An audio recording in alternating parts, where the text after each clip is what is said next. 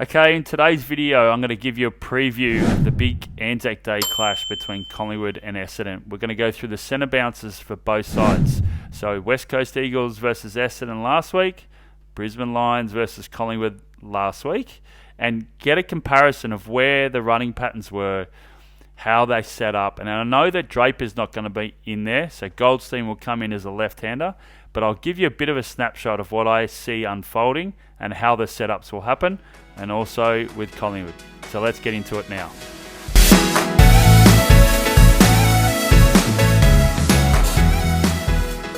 Okay, this is the first centre bounce of the Essendon game versus West Coast Eagles last week.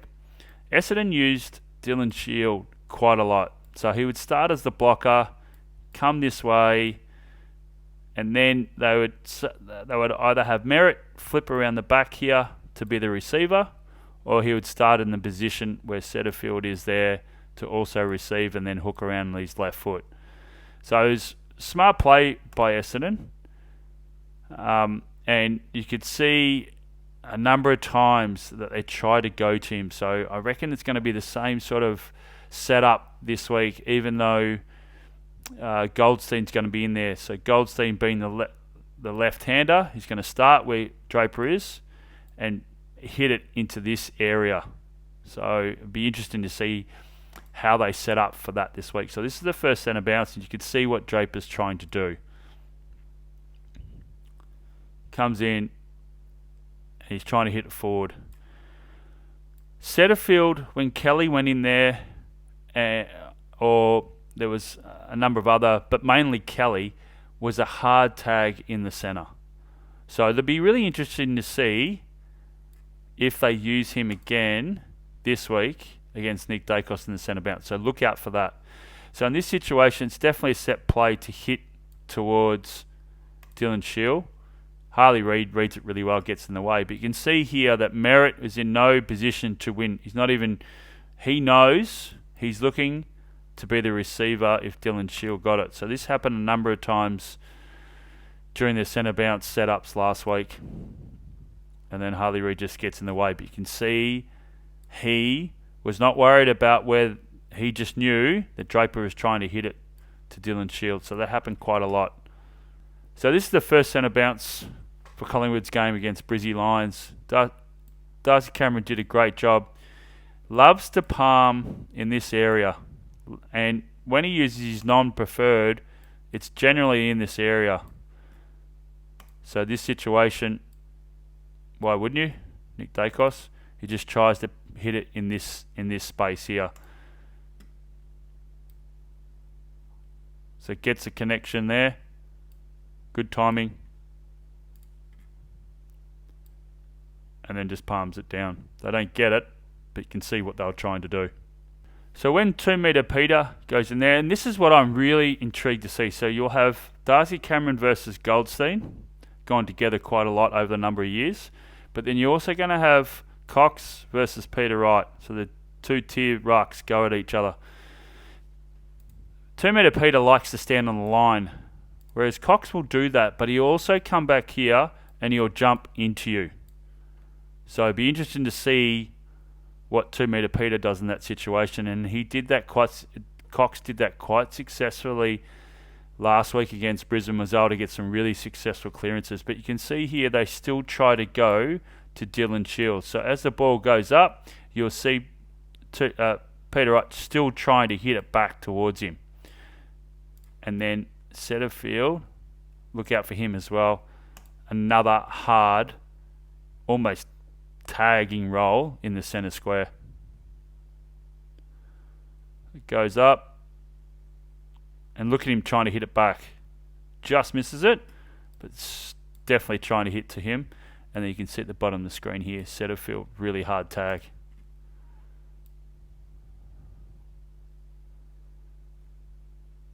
And then great follow-up. That's where Peter Wright, they've got to use him a bit to run off Cox when he's in the middle. Very agile, very athletic, and coming off 6 goals last week, he should be full of confidence, so they've got to use him, Essendon. Ned Long's been a wonderful addition to the Collingwood midfield, and they use him here as a blocker. So he's setting the blocker. But what I wanted take particular attention here is to Pendlebury keeps his width. Very important.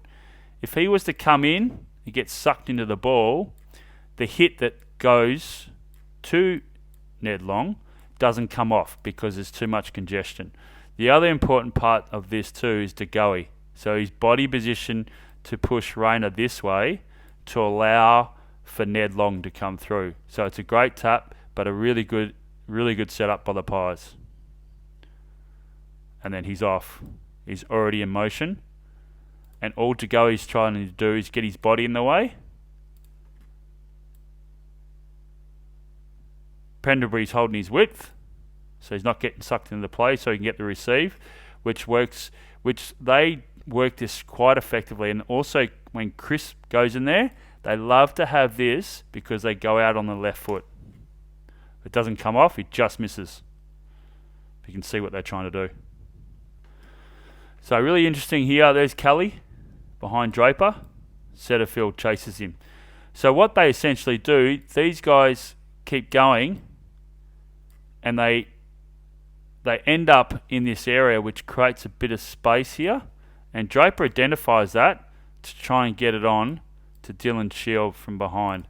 So when it comes to Goldstein is very clever in his hands. He's been around for a long time, so his positional work and his hit zones are going to be here as a left-hander if he's coming in this direction from where Draper is. We're going right of screen obviously.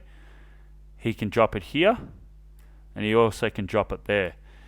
The thing to also keep in mind with Darcy Cameron is he too will start here. So the hit zone for both clubs are going to be in the same spot because you've got a left-hander versus a right-hander. You can see Setterfield following Kelly as a hard one-on-one. So like I said, look out for that on Dacos. Watch Draper here. Definitely trying to flick it back. Dylan Shield again. That hard one-on-one. Looking forward to that one. So this is what I was saying about Cox. So Wright might start there, but I reckon Cox is going to try and give himself a bit of space to jump into him. And the reason for that is he's quite athletic, but he's really good with his hands. So in this situation, side bottom receives and comes through this way. But of course you need to win the hit out. But the selfless role here from Dacos, because he puts Berry in two minds. He doesn't creep in. He actually pulls away to create space. And what Berry has to do is, one, know where he is, but two, obviously know where the ball is. But by Dacos coming back, he creates this space for still side bottom to run into.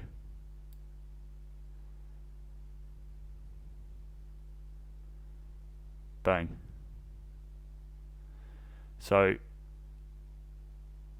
by him just hovering here, and then Pendlebury getting on the side to push his opponent this way, just creates a really good train line through. And they did this a couple of times throughout the night. Okay, this is a hit they love to use Merritt on. And the reason for that is he comes around on his left foot. Now he just misses this, or he gets it and then is not able to exit. But you can see the setup. Now this runs really well in conjunction with Goldstein. So Essendon's going right of screen, and he loves to tap in this area. So if he's coming from where Draper is, Goldstein that is, he loves to tap in this area, and this is where it comes in really handy for Merritt.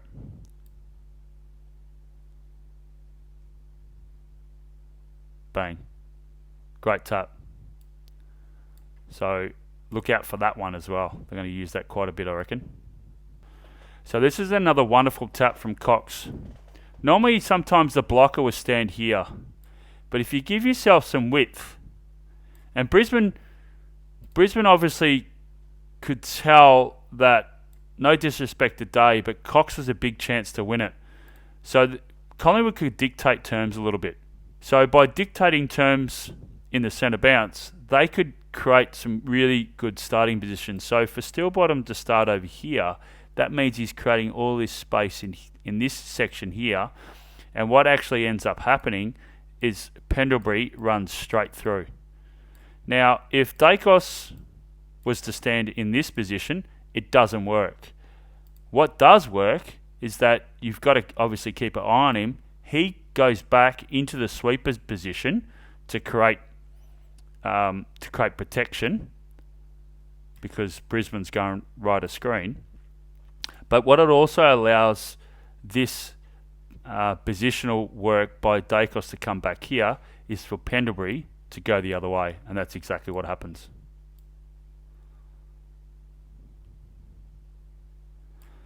See, Dacos has created space there. Rayner's in two minds. Doesn't know whether to go there or whether to go at the contest. And it's too late.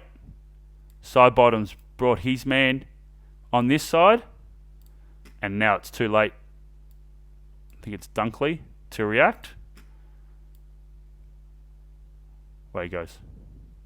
So this is when Essendon, so they're going left of screen. This is when they love to use and hit to the blocker. So Setterfield, once again, hopefully, I'm just saying that I reckon this is what's going to happen. It would be on Dacos this week.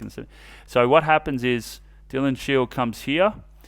Merritt creates width. So similar to what Collingwood does. But it doesn't come off, but you can see what they're trying to do. So essentially what he wants to do is create some width so then he can get the handball receive and then go out on his left foot. So there's Draper trying to hit it forward. And look who's coming through. So like I said, it doesn't come off, but that's what they're trying to do. WWE in the middle there. So when Dacos starts on the line, whether it's on this side or this side, and he's very active, he comes flying straight through in this area, or he'll come back here to receive. So in this situation, that's exactly what happens. Essendon's got to be really mindful of that.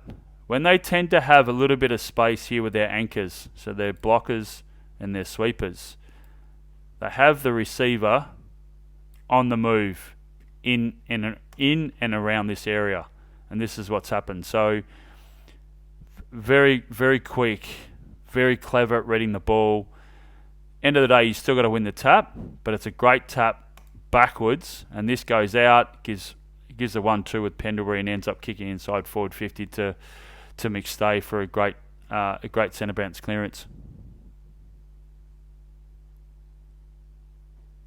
Pushes off, bang, away he goes. So once again, they try to hit to Dylan Shield. So Essendon's going left the screen, and they could set up this.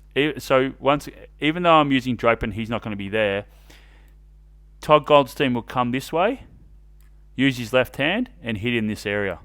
So they could pretty much have the same structure, same setup. Only that Draper is potentially hitting the same spot. It sets up really well for when Goldstein is in there.